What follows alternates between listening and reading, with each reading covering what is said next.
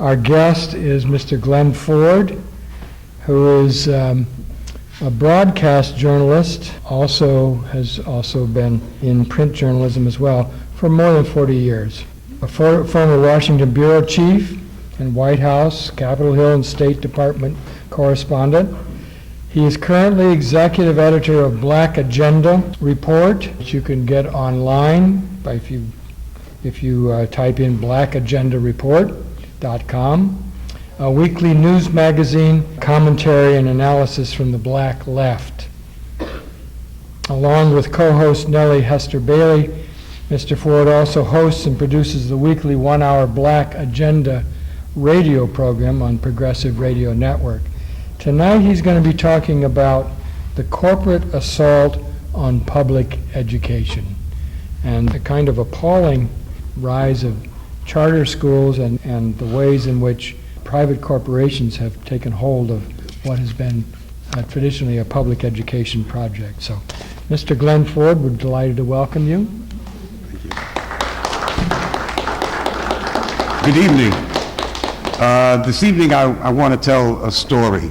I think it's a factual story. I hope it's an interesting story, and I also hope that it's a story that you haven't heard told in this particular way before. Some of you may remember that last week Newark's Mayor Cory Booker was one of the stars at a national so-called education reform conference that was held across the river in Jersey City. Booker gave the big luncheon speech. His allies called this a speech about school choice, meaning vouchers for private schools and also the proliferation of charter schools.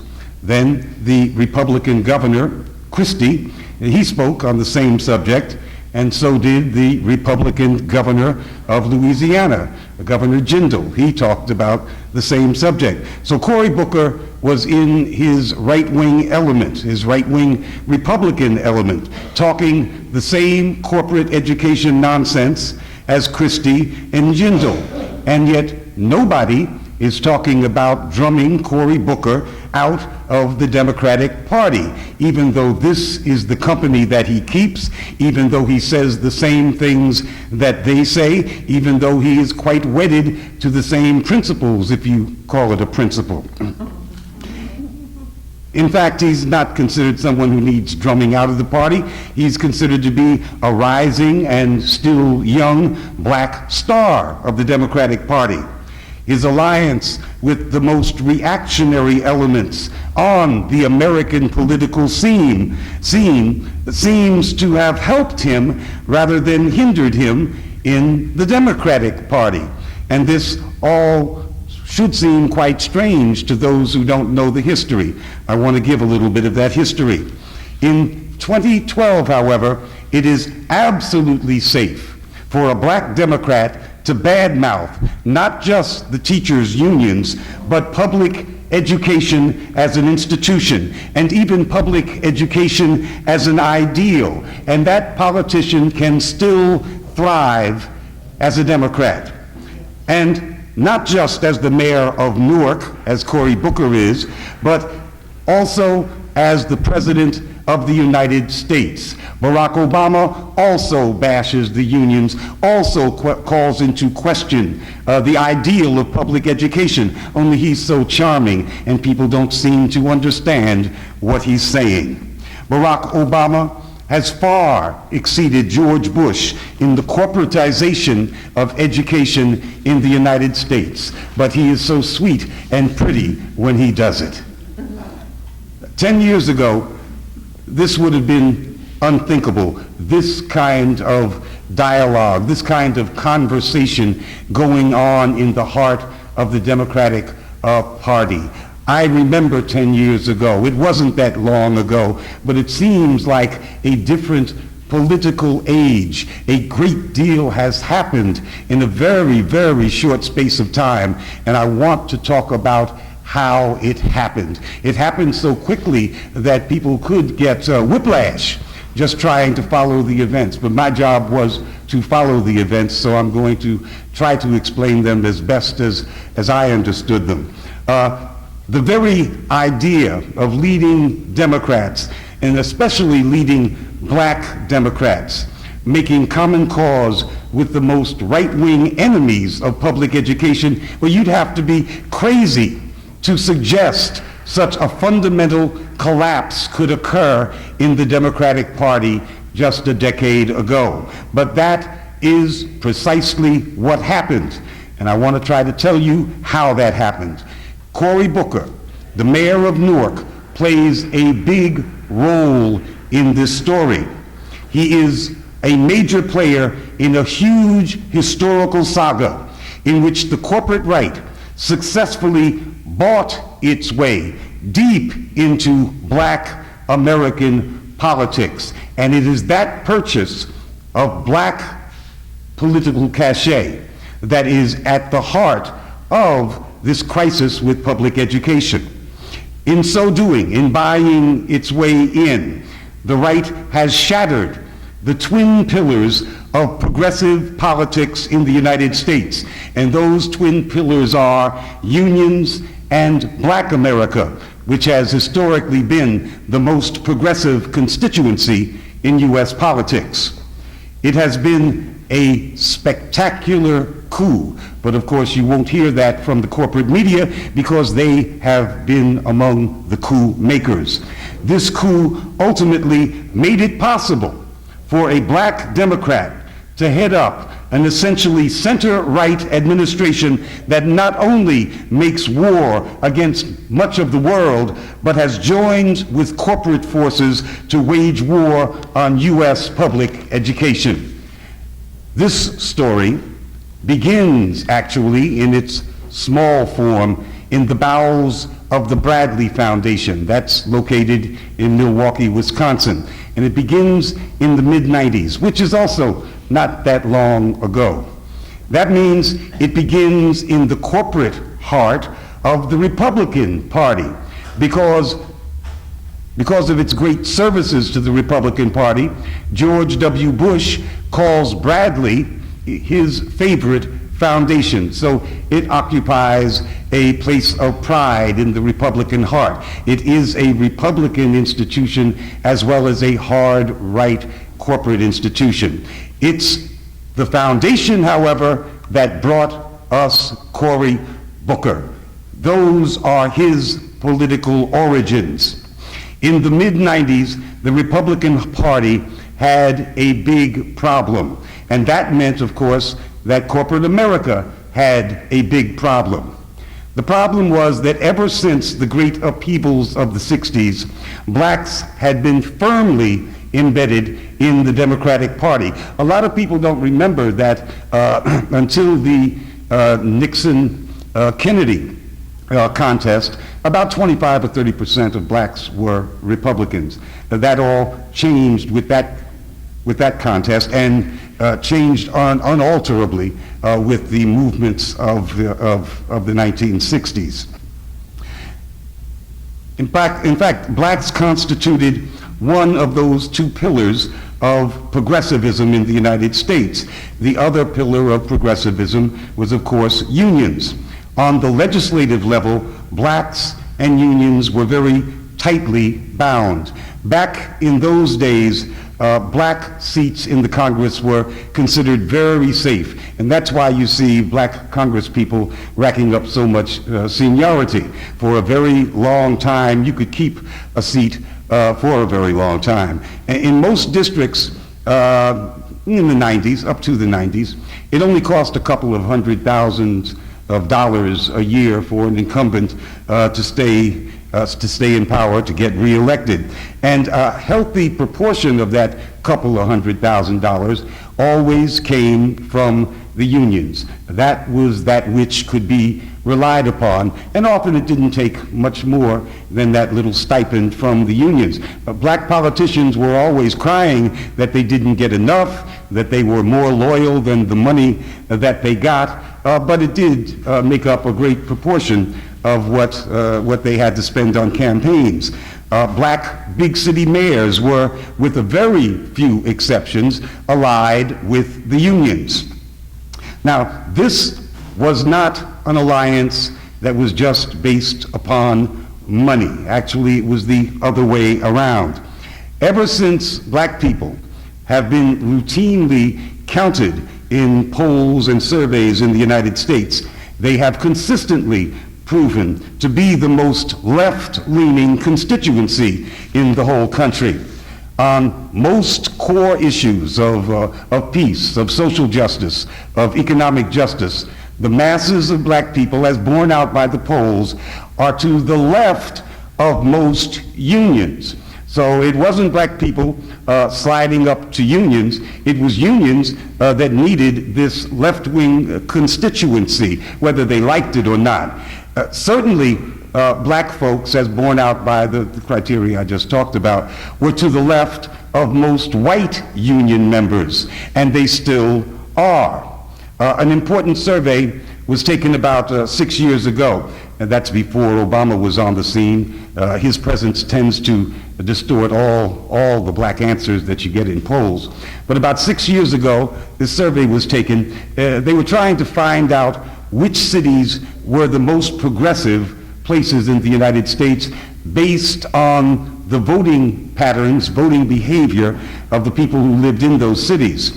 The social scientists who conducted that survey, and they were left-leaning social scientists, they later admitted that they expected their own survey to show that places like Cambridge, Massachusetts, and Madison, Wisconsin, and of course San Francisco would all register as being among the most left-leaning places in the United States. But instead, after they got the survey data back, they found that the most progressive cities were Detroit and St. Louis and New Orleans and Washington, D.C., and Atlanta and Newark, New Jersey. All of these black places based on the criteria that they had come up with, fully expecting these that it would lead you to San Francisco and Cambridge.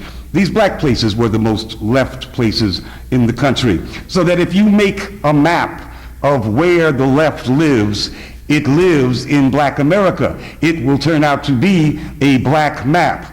So there should not be any wonder why so many black politicians were allied with unions, because blacks were the strongest left constituency in the Democratic Party, stronger and lefter, in fact, than the unions themselves. It was therefore an ideological alliance in which blacks were the more left-wing partner. It was also a natural political relationship because blacks were proportionately more represented in unions than whites up until the year 2000, and that was before the latest wave of decimations of traditional blue-collar unionized jobs. Blacks made up nearly 20% of union households. That's far more than white households. But these ties were even deeper than ideological, deeper than actual presence within the union movement. Every survey over the past 50 years has shown that the hierarchy of support for unions, people who are joiners and supporters politically of the union movement, is as follows. At the top, in terms of support for unions, are black women. They are followed by black men. Below that is Hispanic women. Below that is Hispanic men. Below them are white women. And at the bottom of the heap, in terms of support for unions, is white men. So now you can see why the American labor movement is in such trouble when it's led by people who come from the group that is least supportive of unions. It also meant, however, that big capital had a problem. It had a problem with all this left ideology among black people. It had a problem if it was going to break up the working political alliance between blacks and unions. This was the problem that a guy named Michael Joyce decided that he was going to confront in the mid-90s. This is a pivotal point in corporate American history, and because they have the money, a pivotal point in American political history. Michael Joyce was the president of the Bradley Foundation in Milwaukee. He was a veteran right-wing political strategist, which meant that he knew at least a little something about history, and he knew something about the history of the Republican Party. Since the 1960s, the Republicans had tried several ways to attract more than a token proportion of black people. They tried running black Republicans for office after the 60s, and a few of them were even elected to Congress, but they were only elected from mostly white districts. They were very good for photo ops, but they did not give the party what it really needed, that is, legitimacy among black people, because these black congressmen did not represent black people. They were good to have around, good to take pictures with, good to point out, but they didn't show any real connection between Republicans and the black community at large. And that's because the fact is that not one black Republican has been elected to Congress from a predominantly black district since 1935. That's when a guy named Oscar DePriest was left office in Chicago to be replaced by a black Democrat. And there has not been one black Republican representing majority black districts since then. Black Republicanism was therefore dead and has been dead as a potent force in black American politics for a long time. And it could not be resurrected in the black electoral arena. So the Republicans had to try another angle. They decided that they would sponsor black academics, black intellectuals like Thomas Sowell and Glenn Lowry. You may have used to hear those names. You don't hear them much anymore. But the Republicans thought that they might be useful, and they did so for about 10 years. They arranged for these guys to get chairs at universities. They purchased the chairs for them through their rich benefactors. They booked these guys on talk shows. They arranged all kinds of nationwide tours for them, and of course interviews. And white conservatives liked them a lot. They really liked these guys. They made them feel good and feel relevant.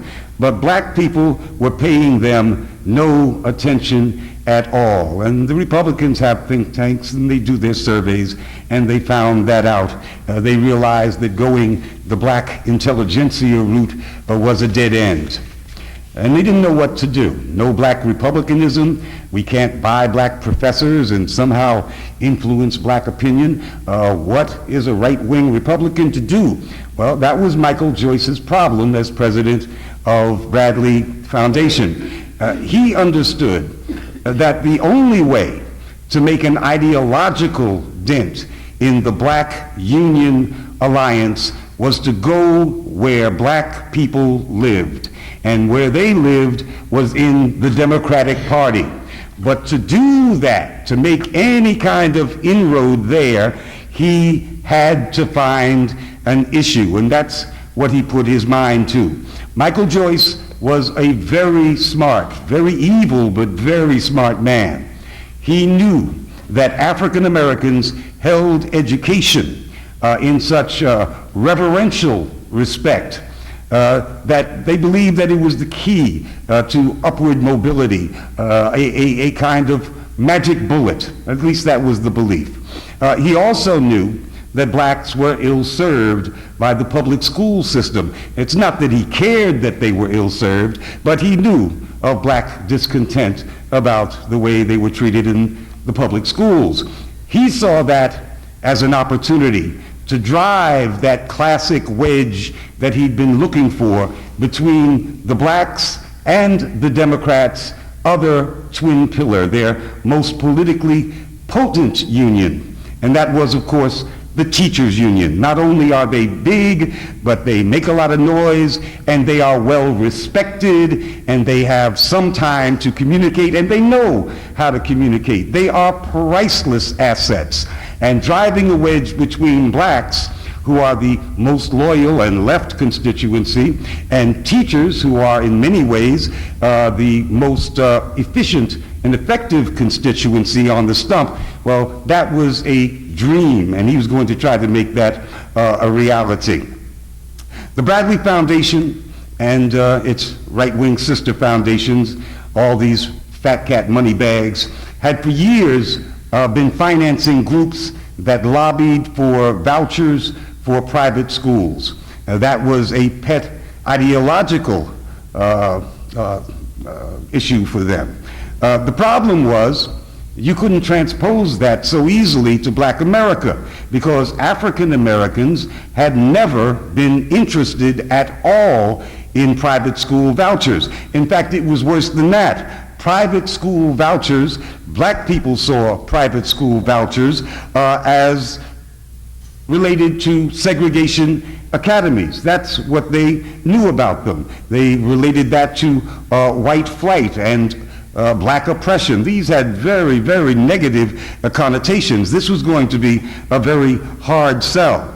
Blacks had never demonstrated for school vouchers. They had never, ever, ever rallied for school vouchers, and they had never included school vouchers in any lists of demands. And we're talking about thousands and thousands of demonstrations by hundreds and hundreds of groups, and school vouchers for private schools never came up once. But Michael Joyce had to somehow make this work, because he's president of the Bradley Foundation, but he's also an employee, and he has to please his paymasters and somehow bring this together. Michael Joyce knew something else, being a veteran fundraiser and fund spender for the big hard right. He knew that he had tens of millions of dollars at his disposal, and he knew that money does change things, or at least it changes the appearance of things. After all, that is much of his job. So what if black people had never demanded private school vouchers? He had millions of dollars to create a demand, or the appearance of a demand. Foundations like his were in that kind of business. They had created AstroTurf organizations of working people who said that they were opposed to unions. They had created AstroTurf organizations of alleged nature lovers who said that they were against environmental regulation. So why not create an AstroTurf organization of blacks who were demanding private school vouchers? So what if that had never happened? So what if there was no evidence that black people had ever wanted to even talk about the subject? He had millions of dollars, and he could create that appearance of demand. In fact, when you have millions, you can create an illusion of demand out of whole cloth. And so that's what Michael Joyce decided he was going to do. Michael Joyce also had more than just money. Michael Joyce had a black partner in this project. His name was Howard Fuller. And Howard Fuller was born in Milwaukee. He came of age in the 1960s. He became politicized as a self-styled black nationalist, what we used to call a narrow nationalist. He dressed in the full regalia of African garb, and then he moved in his political travels to North Carolina. When he was in North Carolina, he assisted black students at Duke University, and he helped them set up a thing called Malcolm X University. He spent 3 years in Durham trying to see through this project. Then he and Malcolm X University moved to Greensboro, North Carolina. And that worked for about a year, and then Malcolm X University collapsed. And Howard Fuller was a very frustrated man. He wanted to build, and he was quite sincere about this, he wanted to build black institutions, but he knew by now, after the failure of Malcolm X University, he knew that that required money. So he goes back to Milwaukee, and he knows where the money is in Milwaukee because he's from Milwaukee. He knows that the money in the many millions is at the Bradley Foundation. This part of the story is an object lesson in the sad trajectory of a narrow black nationalist. His goal was to create independent black institutions, but he winds up making common cause with the most implacable foes of black power. In fact, these are the sworn enemies of any people's power. But he hooks up anyway. He hooks up with the right-wing money. He works closely with the Bradley Foundation, and through that relationship, Howard Fuller becomes the superintendent of Milwaukee's public schools. That was in 1991, so some of you have heard of him. He, along the way, helped to establish 7 of the first school voucher-funded black inner-city private schools, and all of that work was in close association with the Bradley Foundation. What we have here is a very strange, weird, bizarre kind of symbiosis. Howard Fuller is a black nationalist, and he finds his sugar daddy. And the Bradley Foundation, a hardcore right-wing big capital group, finds itself a black militant. And in doing so, it found some kind of legitimacy within the black community. And that certainly was worth all the money that they spent on Howard Fuller. I'm sure that they were both quite happy. In 1995, that's 4 years after he became Milwaukee school superintendent, Fuller decides to resign because 4 out of the 5 school board members who win office are backed by his nemesis, the teachers union. Bradley immediately sets him up at Marquette University. Bradley gives gobs of money every year to Marquette. It's almost one of their academic assets. And at Marquette, Howard Fuller is now allowed to run his own, or him and Bradley's, nonprofit organization. They fund him to the tune of $900,000 a year.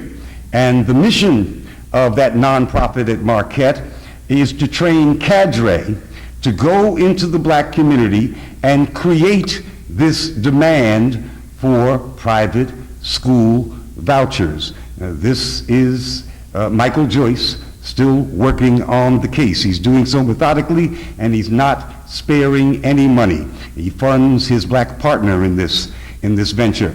Michael Joyce is paying all of the bills. By 1999, Joyce and Fuller are ready to launch their AstroTurf project, their AstroTurf made out of whole cloth organization. They call it the Black Alliance for Educational Options, the BAEO, and Fuller is, of course, the leader of this organization.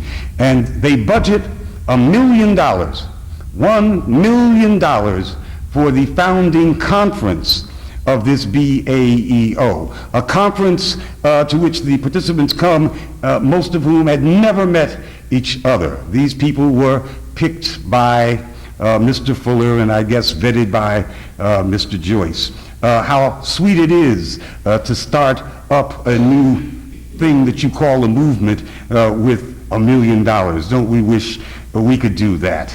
If there's an office where one could apply, I want to start a social movement. Oh, here's $1 million. Well, that's what Howard Fuller got from Michael Joyce. When the doors opened at that founding event in Milwaukee, who walks in but Cory Booker. Cory Booker at that time is a first-term councilman from Newark, New Jersey. He joins the whole hodgepodge of people picked out by Howard Fuller. They include a lot of nominal Democrats. They include some what I call professional Republicans. These are the guys who go to the Republican Party because it's the shortest line for black people. They don't want to wait in the long Democratic line. Those kinds of Republicans. And a whole bunch of hustlers who just smell money, and so they'll go there. Plus, it's free. and it's opulent. It's $1 million event. They don't get to go to that many of those. Cory Booker becomes one of the board of directors. About 30 of them become board of directors of this new Black Alliance for Educational Options. Another director is Floyd Flake. He was the former congressman from Queens. Flake had the distinction of being the only member of the Congressional Black Caucus when he was in office to even mention and hint that he supported school vouchers. Now, at this new $1 million event, he came very busily starting his own private education company, which would take in millions of dollars in the charter school business, which was at that point a very new virgin kind of territory. And so I think I ought to pause right here to talk about the origins of charter schools. We've just been talking about private school vouchers. As we said earlier, school vouchers for private schools were historically associated with segregation academies and with white flight to private schools. Charters also originated in a very white environment, not the kind of black milieu that we now associate charter schools with. The first legalized charter school was in Minnesota. It was a Montessori school, and that was in 1991. The Montessori school was designed for upwardly mobile white families who wanted a different kind of educational structure and experience for their kids. It soon became clear to the interested parties, clear to the businessmen involved, and we're talking about an organization that is of and for business. It soon became clear that charters were potentially a much bigger market than private school vouchers. Just by definition, charter schools could bring corporations into the already existing public school systems, and that is a money pool that approaches $1 trillion a year. Rather than private schools, which you create one by one and here and there, it doesn't add up to $1 trillion, no matter how you count it. But the public school system, that is a mother lode. Plus, going into the public schools would bring that fight that Michael Joyce is most eager to wage. This is the reason that he has engaged Howard Fuller, the reason that he's pushing private school vouchers and this black astroturf venture. The reason he's pushing it is to bring the fight directly into the public sphere where the teachers' unions are, where black people are, and where the split between blacks and the unions could be most easily effectuated. So the shift comes, no, not yet. The shift comes around the year 2000, 1999, 2000, in terms of the focus slowly moving towards charter schools. The Black Alliance for Educational Options job was to make charters as well as vouchers into a black issue. Neither of them began as black issues, but that was their job, to somehow legitimize these things as everyday matters of black discourse. By the time that the BAEO's founding conference was concluded, the Walton Family Fund, and you know that's the philanthropic arm of the people who own Walmart, the Walton Family Fund was involved as a major supporter with money. Almost immediately, the AstroTurf organization known as BAEO went on a whirlwind media campaign that itself cost $2 million. They bought electronic ads and print ads, television ads and radio ads in 20 of the largest markets in the United States. That is very expensive. Milton Friedman, who we all know as the king and the patron devil or saint of the privatizers, he had his own foundation kick in $200,000 for that media blitz. The kind of money like that makes corporations, makes the corporate media treat you like you really are a bona fide movement because you are spending serious bona fide dollars. And they understand that if you appear on their airways, whether you're real or not, people will believe that you are real. And it doesn't really matter if you were born in a boardroom and not at a rally, not at a church, not on the kitchens of real activists. You buy your way into a public profile. Cory Booker himself made his national debut. He was already a first-term congressman from Newark, but that ain't much. But he made his national debut in 2001. That's right after this first media blitz. And that took place at a power luncheon thrown by the Manhattan Institute, which is also a recipient of a lot of money from the Bradley Foundation. And as those of you who understand the constellation of right-wing organizations, they have divisions of labor. And the Manhattan Institute's particular specialty, maybe because it's located in New York, is media. So when they throw a power luncheon, everybody who's important comes. And that's where Cory Booker did his debut. I knew Cory Booker at this time because back then I covered Newark for a small black northern New Jersey newspaper that I had helped found. I knew also that if you have a coming out party that is thrown by the Manhattan Institute, that was a signal to the right-wing universe, all of it, that you were one of them. But like almost everybody else, I underestimated the importance of Cory Booker's coming out day.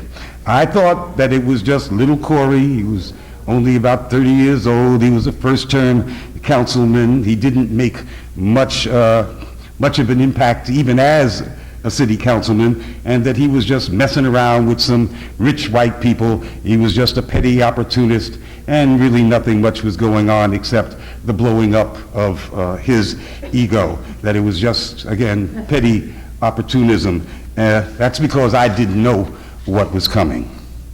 When Booker made his official announcement that he was running for mayor, that was in early 2002, I came to the event, which was held at the top of a hill in Newark. You could see out all over the city. I was just curious about what Cory was doing. I wasn't expecting much. And when it was over, I went back to Jersey City and got on my computer to see what the reaction to Cory Booker's announcement was on the internet. And it was one of the biggest political shocks that I have ever had in life. The right-wing constellations, as they are represented on the internet, were all lit up. They were flashing.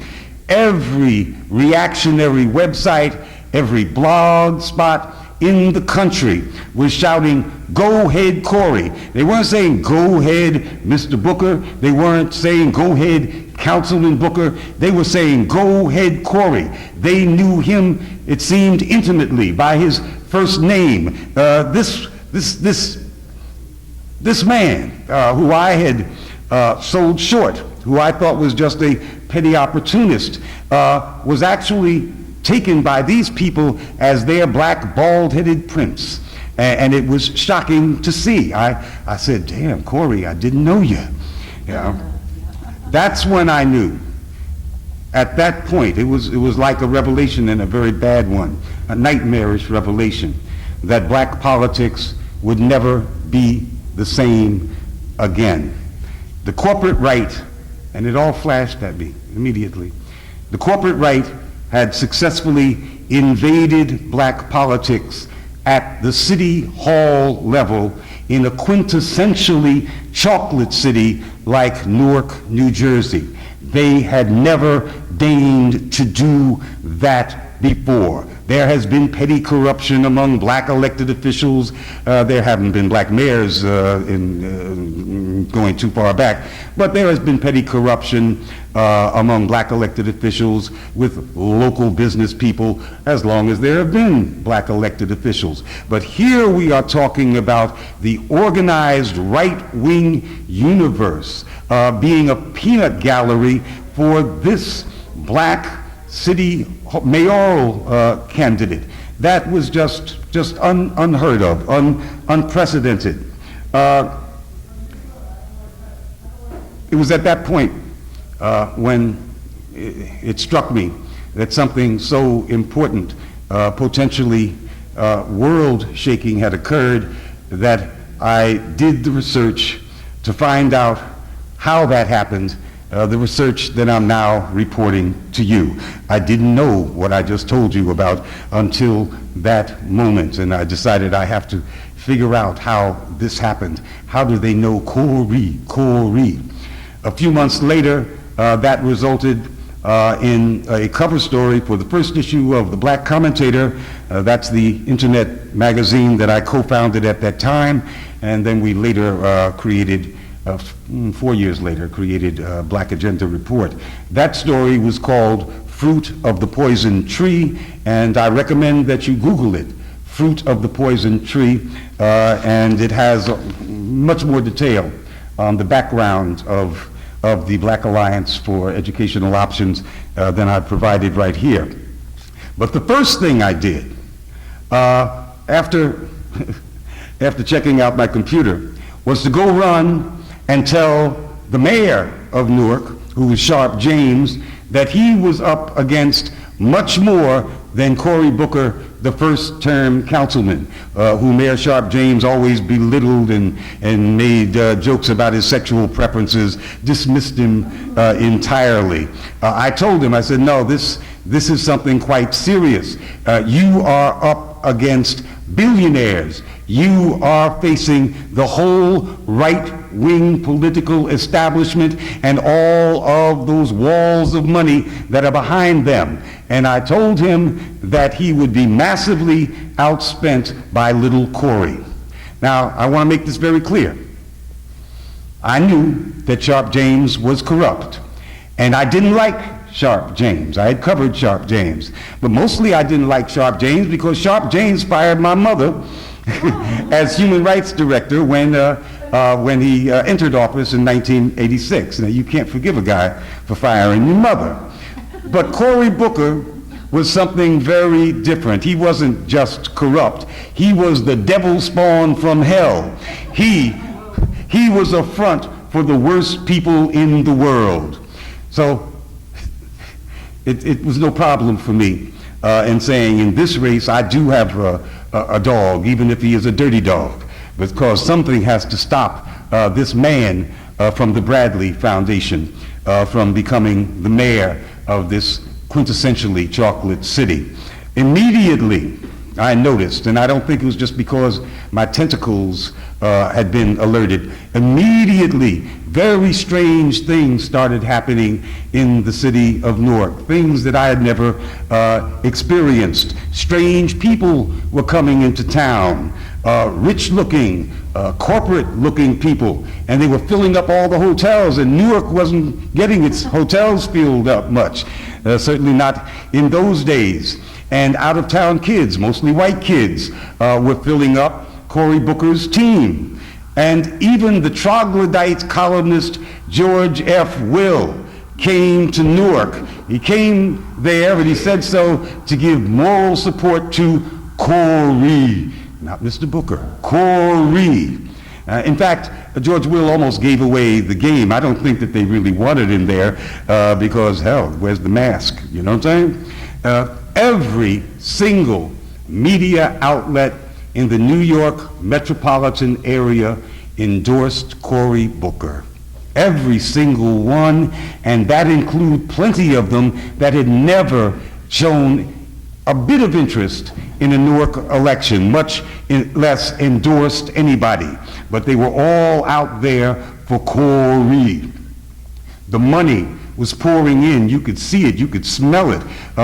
Cory Booker, it soon became apparent, was outspending the most powerful black politician in the state of New Jersey, with the patronage of having been in power for, 12 or 16 years at the time, I'm not sure.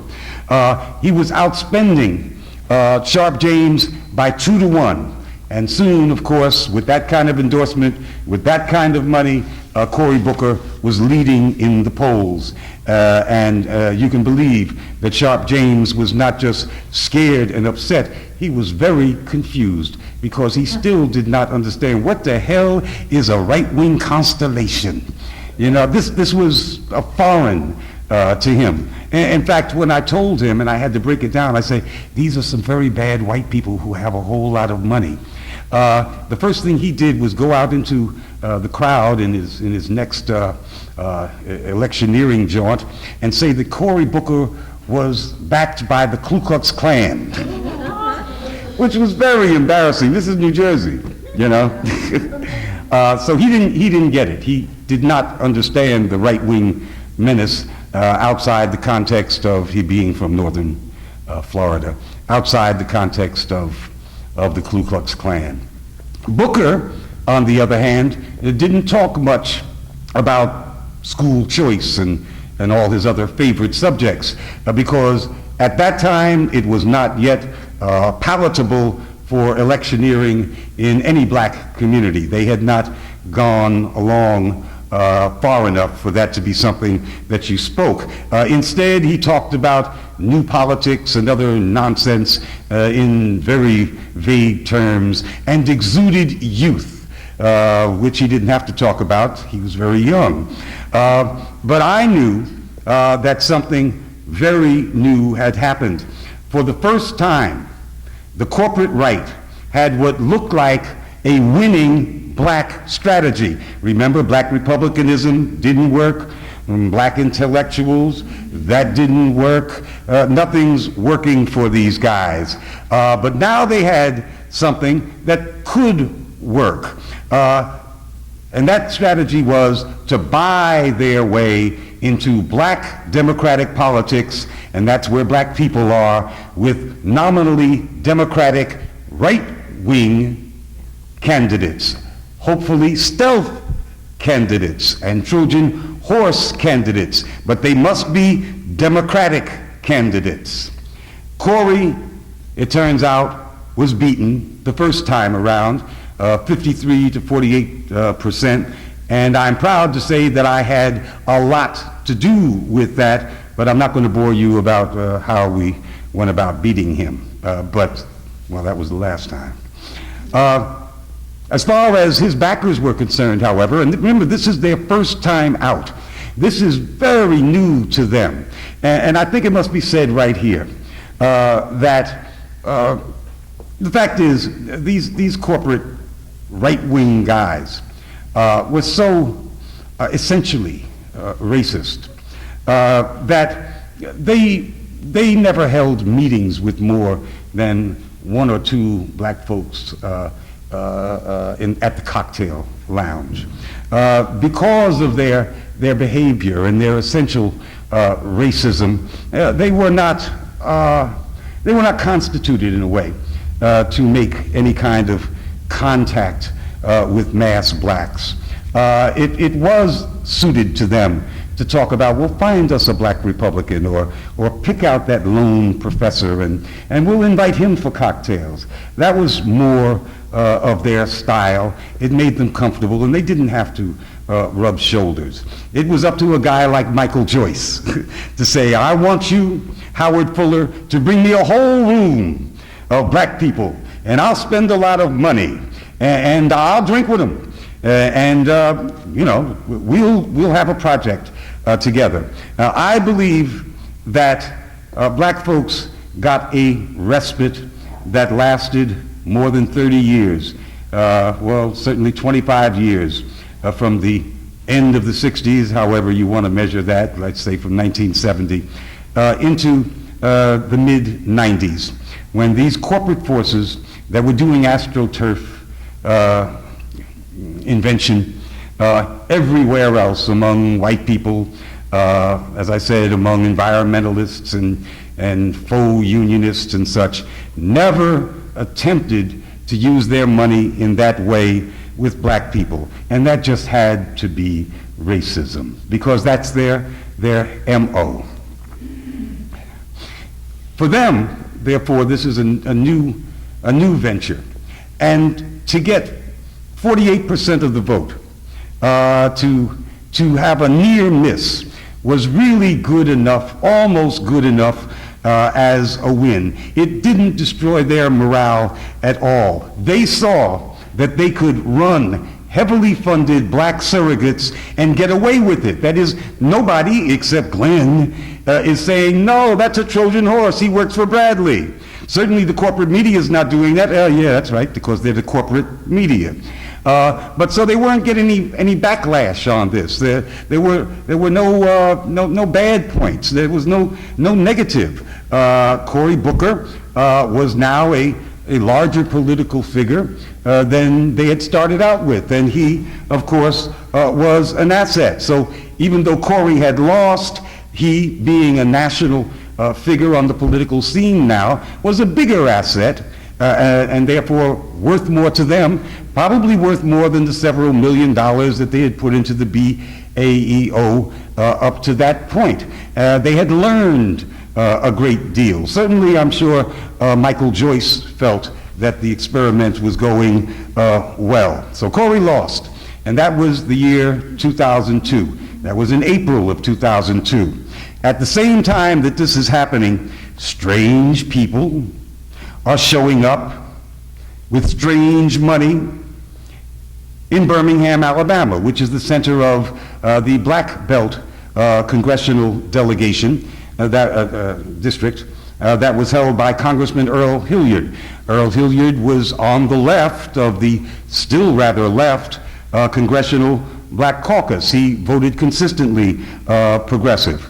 And this time around, in the primary in 2002, he's facing a guy named Arthur Davis. Arthur Davis was an assistant prosecutor who had run against Hilliard 2 years before, and he was nothing but a nuisance, easily put away. Earl Hilliard was quite popular. But this strange money and these strange people are in town. I guess it felt somewhat like Newark had felt a couple of months before. And Arthur Davis vastly outspends Earl Hilliard, the incumbent, and he wins. Later that summer, in Atlanta, Georgia, Cynthia McKinney was also facing a nobody. That nobody's name was Denise Majette, and she, a black woman, had once been registered as a Republican, which is supposed to be a handicap if you're running in a slightly majority black district.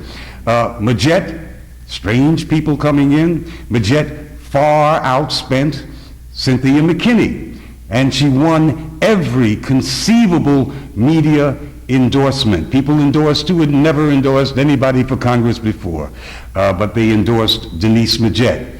McKinney won 85% of the black vote, but she still lost the race because there was a tremendous white turnout, and it was the most expensive race by far that had ever been held in one of those suburban black congressional districts. The 2002 class of the Congressional Black Caucus now had about 6 decidedly pro-corporate members. And those members were also quite amenable to vouchers and or to charter schools. This was a whole new class in the Congressional Black Caucus. Nobody had seen a faction like this. There had never been a corporate faction in the Congressional Black Caucus. Floyd Flake was a faction of one. There were crooks in the Congressional Black Caucus, but they were not ideologically minded crooks. This was a very new thing, and I need to say this. The Congressional Black Caucus calls itself, it still calls itself, the conscience of the Congress. And in some ways, if you're a lefty, you allow them to say that because they voted as a group. I'm sorry, that's my phone, and I'm not close enough to turn it off. They voted as left as any caucus among the Democrats. About half were members of the Progressive Caucus, and most of the rest voted as if they were. So this was pretty uniformly until 2002, until this faction arises. From a left standpoint, they had, I guess, the right to call themselves the conscience of the Congress. But after 2002, that went away entirely. Not because 6 members could dominate the Congressional Black Caucus. That's not true. It was because the Congressional Black Caucus operated on consensus and always had. And consensus worked in the Congressional Black Caucus because there has always been a black consensus on issues of peace and social justice and economic justice. So it was not hard to get a consensus back then. But they were not set up to not have a consensus. And from 2002 onward, the Congressional Black Caucus has been a non-entity in terms of being able to say, the caucus says this, or the caucus says that. It used to be able to say that, but it could not, because it could not deal with the presence of these corporate members. And you should see that as a kind of microcosm for what was going to happen in the black community as a whole, which had never had these kinds of politicians among them. They had been spared it because the rich white people had not bought wholesale in the black community as they did among white folks. So we didn't have to deal with that, and we didn't have the defenses or the mechanisms to deal with it. So the caucus becomes paralyzed, and that gradually is going to happen to much of the black polity. That's why I am talking about the caucus here.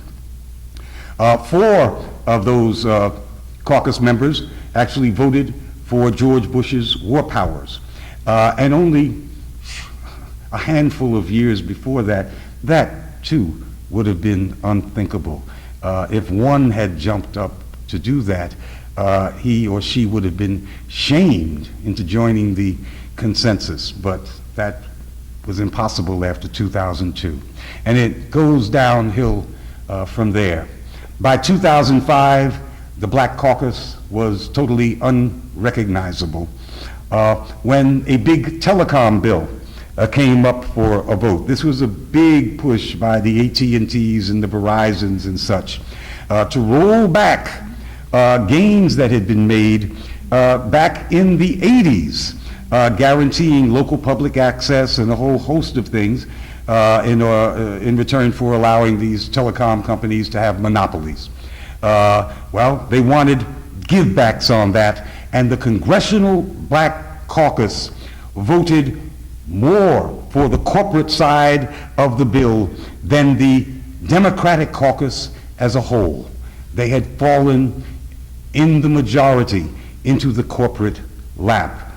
Even Bobby Rush, the former Black Panther, on the Congressional Black Caucus from Chicago, AT&T gave him $1 million facility, and he became a co-sponsor of the telecom bill. You see, now that would never have happened before, but you see, things had occurred. This Bradley Foundation was not an isolated Bradley Foundation event. Like Cory Booker's race to become mayor of Chocolate City clearly was something that the whole right-wing world was looking at.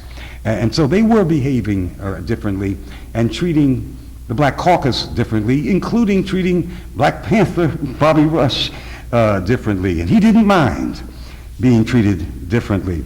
So, of course, what we're looking at is the money. Most of the Congressional Black Caucus, with the notable exception of Charles Rangel, had never seen that kind of money before.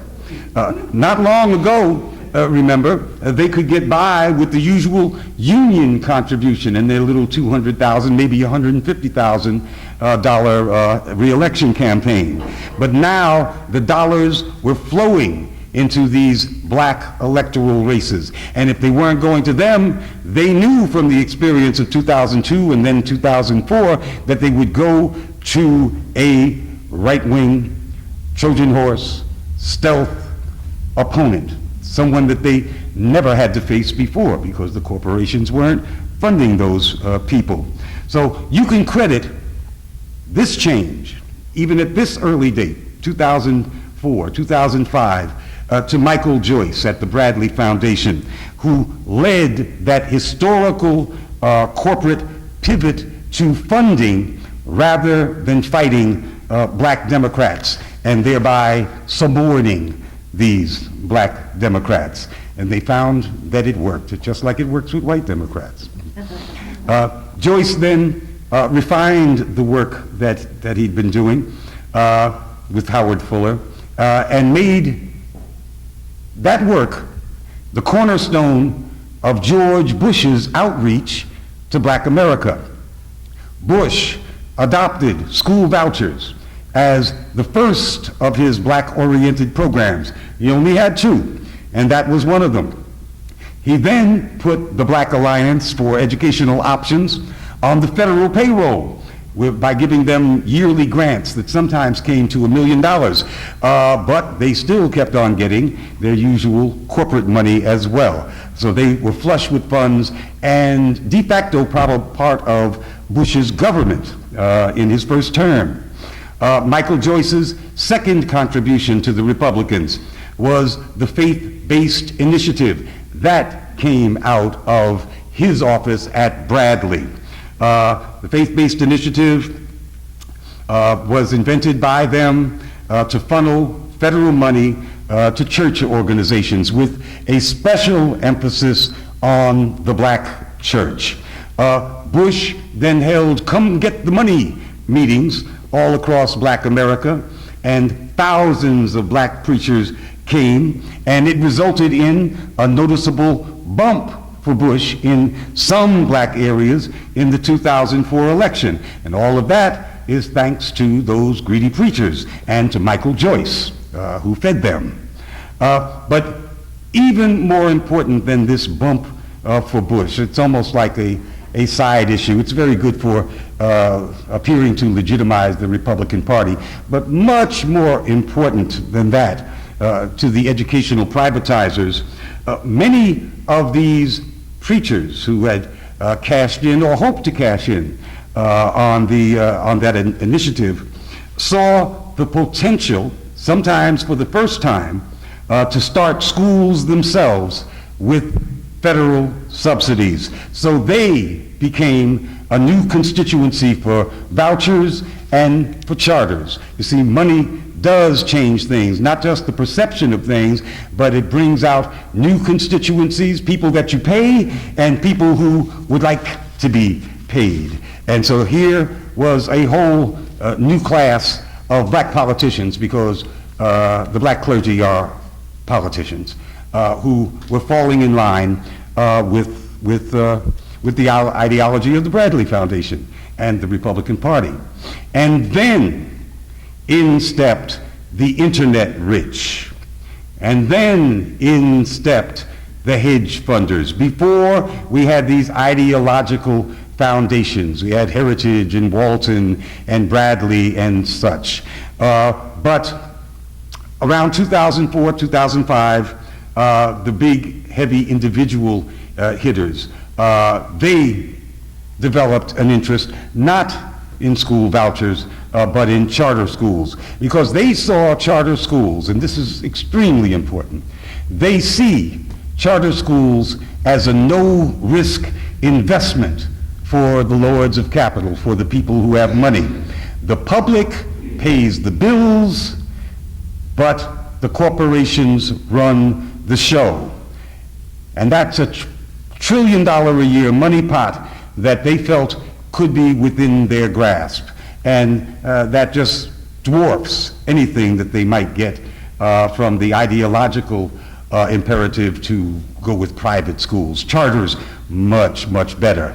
The public takes all the risk. So now, with Wall Street on board, Wall Street Democrats. And remember, Wall Street is to the Democrats what big energy is to the Republicans in terms of funding. So with Wall Street on board, the Democrats, the Wall Street Democrats at least, became boosters. And that included black Democrats, or blacks who would like to become Wall Street Democrats and all that goes with that. The teachers by this time, and it must have caught them, because I don't think they understood what I finally understood. I don't know if they understand it now. But they were, by this time, absolutely outflanked. Absolutely outflanked. Once the Democratic Wall Streeters turned on the teachers, there was really no hope for them unless they devised a different strategy. Under Barack Obama now, they are effectively politically isolated. And at the national level, I'm not talking about the fighting unions at the bottom, but at the national level, they are at a loss, totally confused, have no idea how to defend themselves. Without the Democratic armor, what they thought was armor, they feel helpless. They are not helpless, but they feel so they might as well be so. Meanwhile, blacks in significant numbers have turned against even their own venerable NAACP. And remember, it was the NAACP, along with the People for the American Way, that waged a desperate, in the early part of this new century, a desperate struggle, totally underfunded, against Walton and Bradley and Heritage and all these assembled billionaires, with budgets that together amounted to less than $50 million for their entire operations. And yet they tried to put up this rear guard action against privatization through vouchers and later through charter schools. Now we have significant numbers of black people denouncing and condemning the NAACP. You saw the evidence of that in New York. Barack Obama's ascension to the White House has made the odds exponentially worse for teachers, for anybody who cares about the public sector. He has used federal education monies in ways that George Bush never could, and he's used them to bludgeon states into accepting more and more charter schools.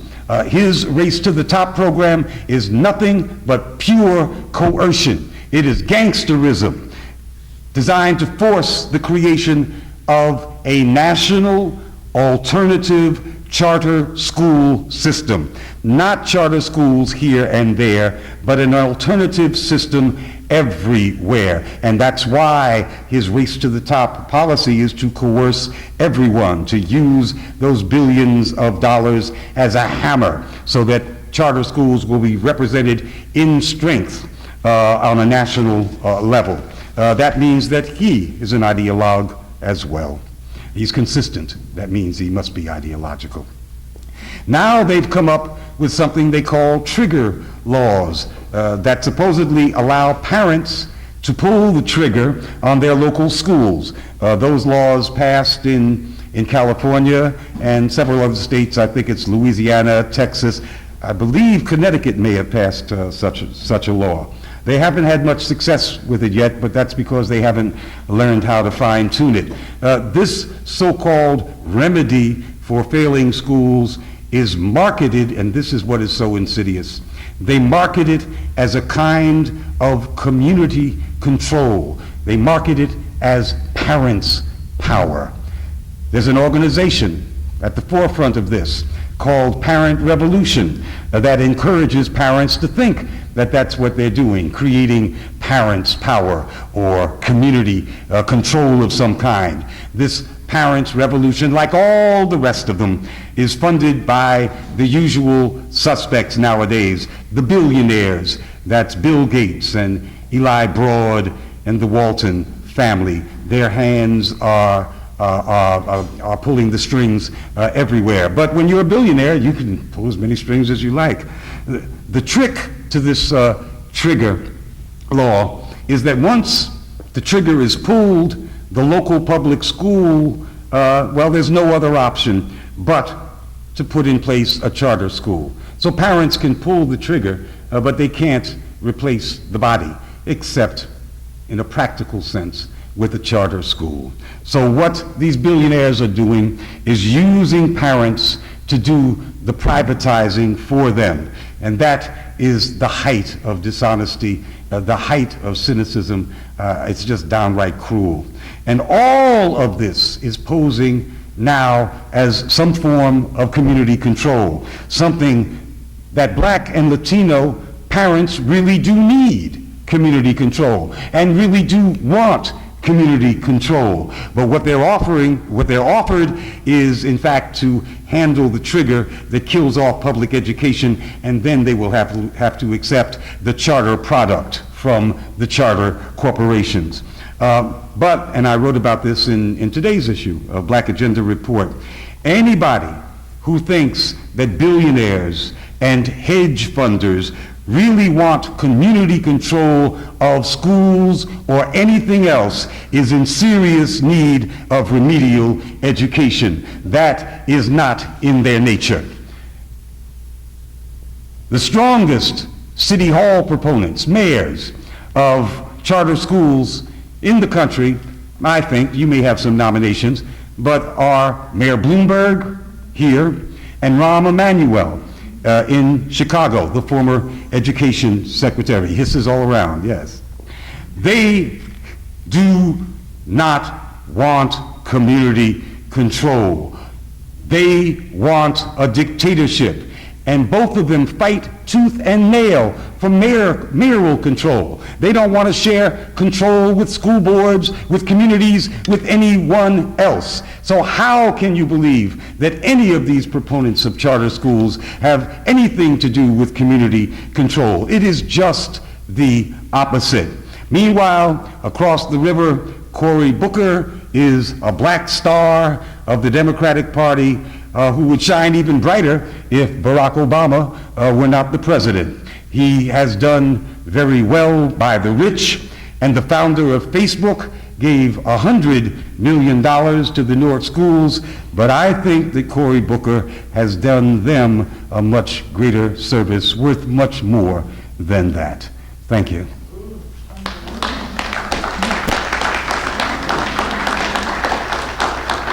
You know, there is black nationalism. You see, black people are nationalists. They want things that they control. And that's why I thought that Howard Fuller was such a poignant, it's a poignant kind of figure. It's a sad and I believe tragic story, but it shows the nationalist that is in most black folks. And so it is a political requirement that you have the Ron Canadas to be the figureheads and publicity centers for these kinds of corporate enterprises. And if they're smart, like Ron Canada, or clever is probably a better word, then you get paid a lot of money for it. But it's all a corporate scheme, and half of Wall Street backs Ron Canada.